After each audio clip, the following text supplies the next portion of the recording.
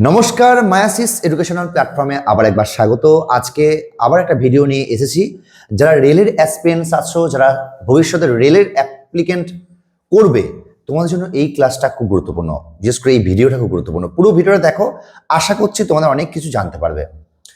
তো গতকাল রেলের টেকনিশিয়ান গ্রেড 1 সিগন্যালের পরীক্ষা কমপ্লিট হলো এবং আজ থেকে কিন্তু রেলের টেকনিশিয়ান গ্রেড 3 পরীক্ষাও শুরু হয়েছে। আশা করছি সবার পরীক্ষা ভালো হয়েছে এবং বিগত একটা সপ্তাহ ধরে কিন্তু রেলের গ্রেড 3 পরীক্ষা কিন্তু চলবে। তো প্রথমত আজকে যে ভিডিওটা নিয়ে এসেছি সেটা হচ্ছে রেলের গ্রেড 1-এর যে পরীক্ষা হলো তার কাট অফ কত যেতে পারে এবং গ্রেড 3 সেফ স্কোর কত হতে পারে সেটা নিয়ে আজকের এই ভিডিও। তার আগে বলবো, অনেকেই আমার ক্লাস দেখো কিন্তু চ্যানেলটাকে সাবস্ক্রাইব করো না। তো প্লিজ আমার চ্যানেলটা সাবস্ক্রাইব করে রাখো। কেন বলছি জানো তো? কারণ হচ্ছে আমার এই চ্যানেল থেকে রেলের জিকে কুইজ, রেলের ম্যাথ, রেলের রিজনিং, কারেন্ট অ্যাফেয়ার সব কিছুই কিন্তু আলোচনা করা হয়। তোমরা একটু ক্লাসে যাও, ক্লাসের যে প্লেলিস্ট আছে প্লেলিস্ট দেখো, সেখানে railway special, NTPC special, group D special, loco pilot special সব কিছুই কিন্তু এখানে করানো হয়। ইভেন রেলের যে লোকো পাইলটের CBT 2 পরীক্ষা আসছে তাদের জন্য সায়েন্স স্পেশাল ক্লাসও আমরা নিয়ে আসছি। তাই চ্যানেলটাকে ঝটপট শেয়ার করে রাখো। বেশ, তো গ্রেড ওয়ান অন হচ্ছে তো, ঠিক আছে? বেশ, গ্রেড 1 যে পরীক্ষাটা হয়ে গেল গতকাল, প্রশ্নপত্র মান যদি আমি দেখি তাহলে হচ্ছে মডারেট টু হার্ড, একদম সহজ বলা যাবে না। কোনো কোনো শিফটে ফিজিক্সে কোশ্চেন টাফ, কোনো কোনো শিফটে কম্পিউটারের প্রশ্ন টাফ।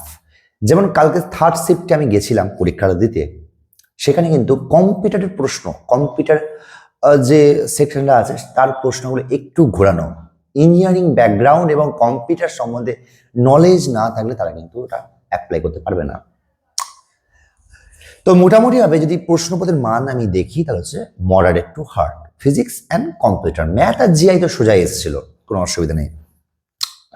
তো কালকে ম্যাক্সিমাম ক্যান্ডিডেট যেটা দেখলাম, যারা আগের দিন জুনিয়র ইঞ্জিনিয়ারের পরীক্ষাও দিয়েছে।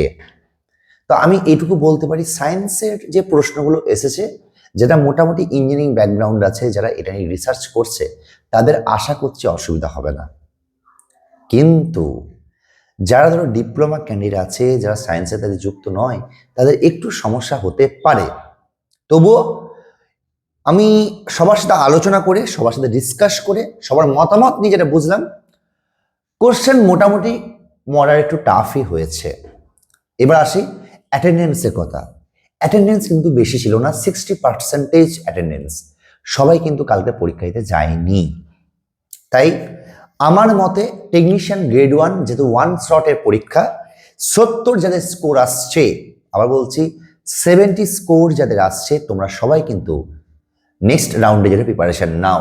কংগ্রাচুলেশন তাদেরকে, তারা কিন্তু অনেকটাই এগিয়ে আছো। 70+ স্কোর যাদের আসছে আউট অফ 100, কারণ সিট অনেকটাই কম, সেই হিসাবে 70 স্কোরটা হচ্ছে একটা সেফ স্কোর। ঠিক আছে, তোমরা কিন্তু সেকেন্ড রাউন্ডে যেন প্রিপারেশন নিতে পারো। এবার আছে টেকনিশিয়ান গ্রেড 3, সব থেকে আলোচ্য যেটা। টেকনিশিয়ান গ্রেড 1 হলো, টেকনিশিয়ান গ্রেড 3। টেকনিশিয়ান গ্রেড 3 তো 7 দিন ধরে চলবে। আজকে প্রথম শিফট ছিল, যেখানে থাকে ম্যাথ, জিআই এবং জেনারেল সায়েন্স। তো মোটামুটিভাবে রেলের গ্রুপ ডি সিলেবাসের থেকে অনেকটাই ম্যাচ আপ।